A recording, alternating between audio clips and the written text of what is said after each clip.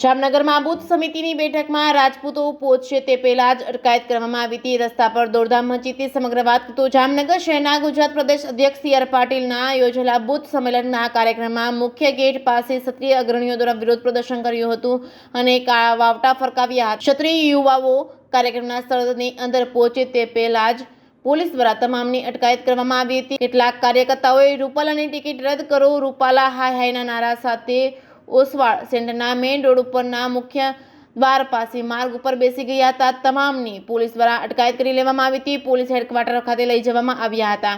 જે કે ગુજરાતી સાથે હર્ષલ ખંડેરિયા, જામનગર।